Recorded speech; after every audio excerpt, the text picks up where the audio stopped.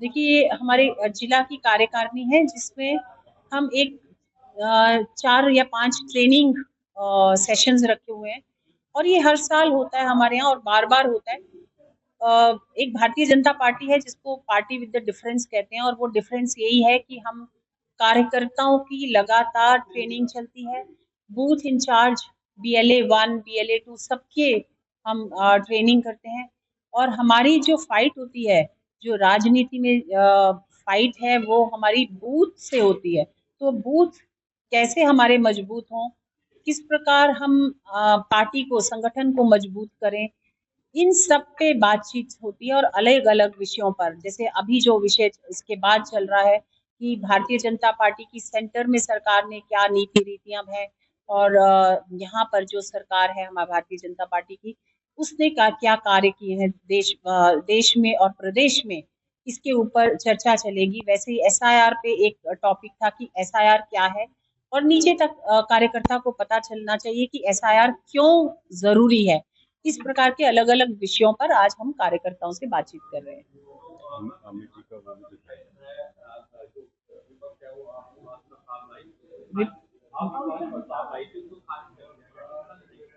देखिए, खारिज होना ही था, नंबर हमारे पास है।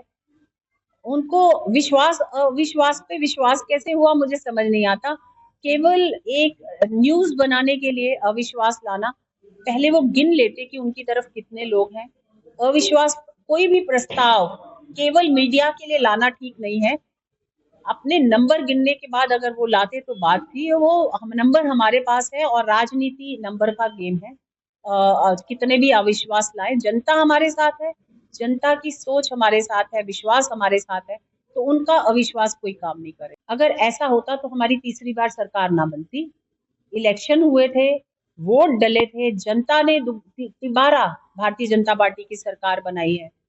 केवल विपक्ष के मुट्ठी भर नेता, क्योंकि वो बहुत साल से राजनीति से बाहर हैं, वो इसलिए उनको थोड़ा-सा मुझे लगता है छटपटाहट हो रही है और छटपटाहट में इंसान समझ नहीं आता कि वो बोल क्या रहा है। उनको थोड़ा-सा रेस्ट करें, अपने दिमाग को भी रेस्ट दें और सीखें कि ऑपोज़िशन में कैसे बैठना है। ऑपोज़िशन में चाहे यहाँ है या सेंटर में बैठ नहीं पा रहे हैं वो। राजनीति की इतना परिवारवाद इनको और परिवारवाद अब हरियाणा में अगर राजनीति देखी जाए तो परिवारवाद के साथ साथ एक दूसरे को नीचे दिखाना ये इनका ऑपोजिशन का काम है। एक भी नहीं है ऑपोजिशन, एक ही पार्टी में नेता एक नहीं है, तो उनको ये कहें कि पहले एक पार्टी में तो एक हो जाए, उसके बाद वो दूसरों से लड़ना जाए, आगे बढ़े।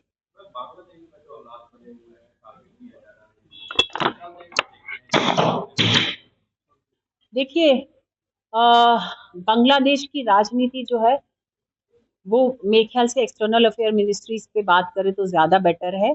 लेकिन हाँ, हिंदुओं पे जो जुल्म हो रहा है उसके लिए मैं जरूर कहूंगी कि ये बिल्कुल गलत है और हमारी सभी पॉलिटिकल पार्टीज को एक होना चाहिए जब ऐसी बात हमारे हिंदुओं के साथ होती है।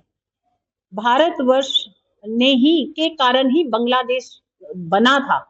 अगर हमारे जांबाज सिपाही वहां जाकर अपनी जान भी न्यौछावर ना करते तो बांग्लादेश बनता भी नहीं।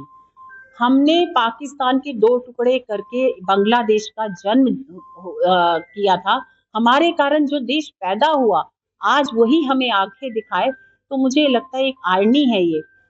वो जो देश का अस्तित्व ही हमारे कारण से है, वो हमारे ही भाई बहनों को वहां पे मार रहा है। मुझे लगता है इस पे एक्सटर्नल अफेयर मिनिस्ट्री तो देख ही रही है, लेकिन हिंदुओं की जो हत्या हो रही है उस पर हमें जरूर आवाज उठानी चाहिए।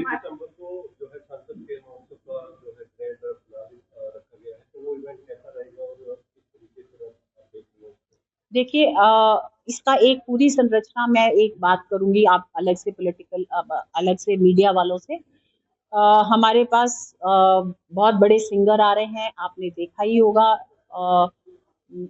कैलाश खेर जी, कैलाश खेर जी ने हमें समय 3 घंटे का दिया है और आप सबको पता है वो भारत की बात करते हैं, वो धर्म की बात करते हैं और उन्हीं पे गाने, भारत की बात होगी, हिंदू हिंदू धर्म की बात होगी और उन्हीं पे गाने गाए जाएंगे। 22 को हम फिनाले वैसे कर रहे हैं क्योंकि उस दिन अमित शाह जी भी आ रहे हैं, तो 24 दिन में हम बिजी उनके प्रोग्राम्स में रहेंगे। वो प्रोग्राम हमने 22 में शिफ्ट कर दिया, लेकिन शाम को हम कैलाश खेर जी के गाने सुनेंगे। आप सब भी आमंत्रित हैं। बंगाल में बाबरी मस्जिद हो चाहे राम मंदिर हो, उसको लेकर राजनीति चल रही है, उसको किस तरह से देखते हैं? ये ममता जी की देन है। आज उन्होंने उस व्यक्ति को पार्टी से तो निकाल दिया, लेकिन पैदा तो वो उन्हीं की पार्टी में हुआ ना। वो जो मुस्लिम राजनीति करना चाह रही थी, बांग्लादेश से आए हुए लोग, रोहिंग्यास की राजनीति कर रही थी, आज वो उन पे ही भारी हुई। जब उन्हें लगा कि इस बार वो हारेंगी और इस बार मुस्लिम्स की बात करने के बाद वो पार्टी नहीं जीत सकती, तो उन्होंने उस व्यक्ति को वहां से निकाल दिया पार्टी से। और आज वो कह रहा है कि मैं वहां बाबरी मस्जिद बना रहा हूँ, और ये यूपी नहीं है कि जो तोड़ी जा सकेगी, लेकिन ये दिन दूर नहीं कि वहां से भी बाबरी मस्जिद तोड़ी जाएगी। बाबर जिसने भारत पर आकर भारतीयों पर इतना अत्याचार किया, उसके नाम पर कोई मॉन्यूमेंट भारत में तो नहीं होना चाहिए। और अगर मुस्लिम भी उसको करते हैं तो मुझे लगता है वो भारतीय नहीं है। फिर भारतीय की बात नहीं करी, मुस्लिम हमारे भाई हैं जो हमारी हिंदुस्तान की बात करते हैं।